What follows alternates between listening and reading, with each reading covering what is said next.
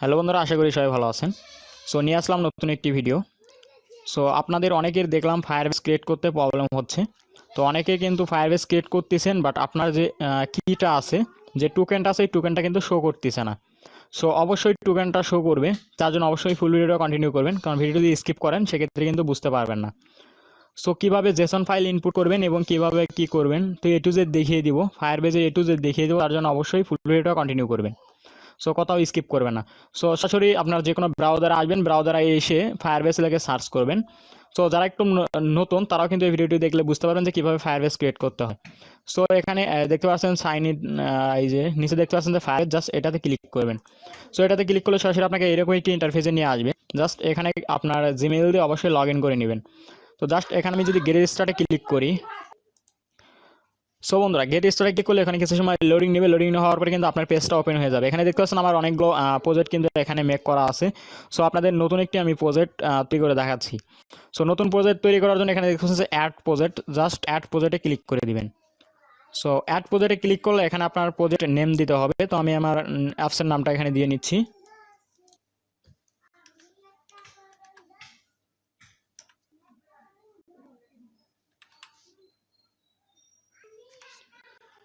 So বন্ধুরা দেখতে পাচ্ছেন আমি এখানে একটি নাম দিয়েছি। জাস্ট দেওয়ার পরে নিচে দেখতে পাচ্ছেন কন্টিনিউ, জাস্ট কন্টিনিউতে ক্লিক করে দিবেন।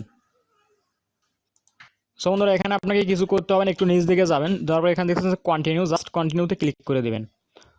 সো বন্ধুরা কন্টিনিউতে ক্লিক করলে এখানে দেখছেন সিলেক্ট অ্যান্স অ্যাকাউন্ট, জাস্ট এটাতে ক্লিক করবেন। এটাতে ক্লিক করলে ডিফল্টস অ্যাকাউন্ট ফর ফায়ারবেস, এটাতে ক্লিক করে দিবেন। দেওয়ার পরে সিম্পলি এখানে ক্রিয়েট প্রজেক্টে ক্লিক করবেন। সো এখানে কিছু সময় লোডিং নেবে। দেখতে পাচ্ছেন আমার প্রজেক্টটা কিন্তু এখানে ক্রিয়েট হচ্ছে, তো একটু ওয়েট করি।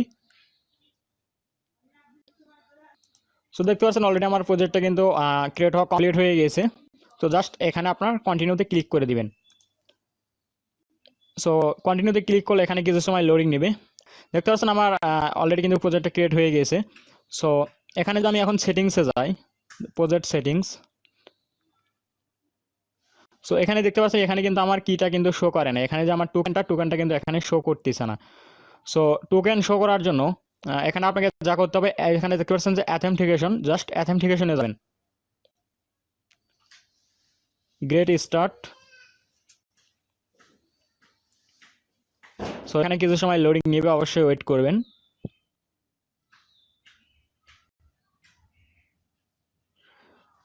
সেখানে দেখতে পাচ্ছেন অনেকগুলো অপশন আছে, এগুলো ডিসেবল করা দেওয়া আছে, এগুলো আপনি অন করে দিবেন, এনেবল করে দিবেন। সো আমি এনেবল করে দিচ্ছি।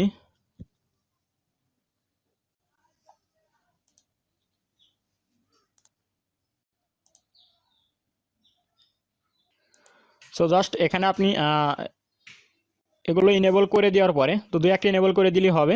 তো এখন যদি আমি সেটিংসে যাই, প্রজেক্ট সেটিংস, সো দেখতে পাচ্ছেন এখানে কিন্তু আমার কিটা কিন্তু শো করছে। এখানে দেখতে পাচ্ছেন আমার টোকেনটা কিন্তু শো করছে। সো এখন আপনি যে জেসন ফাইলটা আমি যে দেবো, সেই জেসন ফাইলটা আপনারা কীভাবে এই ফায়ারবেসে করবেন, আপলোড করবেন, তার জন্য চলে যেতে হবে রিয়েল টাইম ডাটাবেস। জাস্ট আমি রিয়েল টাইম ডাটাবেসে ক্লিক করলাম। সো এখানে দেখছেন যে ক্রিয়েট এ ডাটাবেস, এখানে আপনাকে একটি ডাটাবেস ক্রিয়েট করতে হবে।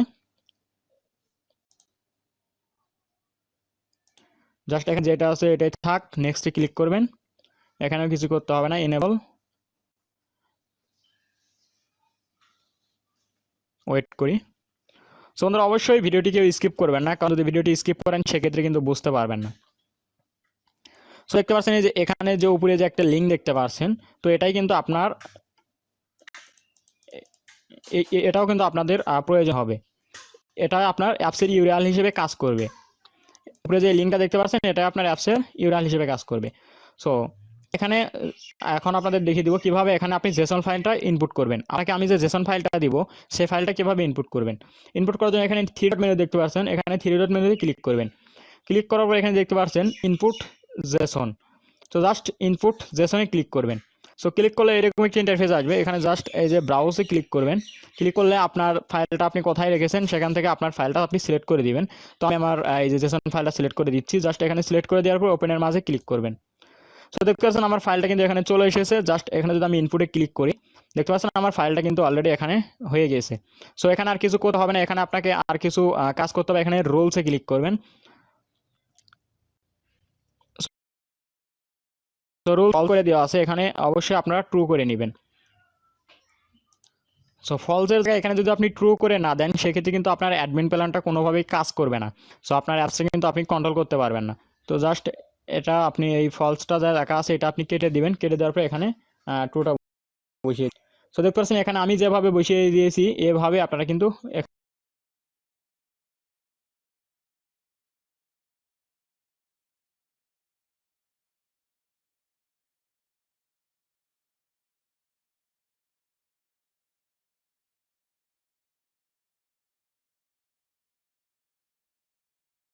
সম্পূর্ণ অ্যাপসের কন্ট্রোল কিন্তু আমি ফায়ারবেস থেকে করতে পারবো।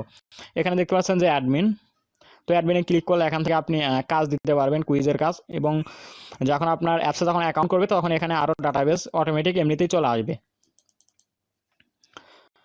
সো বন্ধুরা আজকের ভিডিওটি ছিল এই পর্যন্ত। ভিডিওটি যদি ভালো লেগে থাকে তো অবশ্যই লাইক, কমেন্ট, শেয়ার করবেন এবং সাবস্ক্রাইব করতে ভুলবেন না।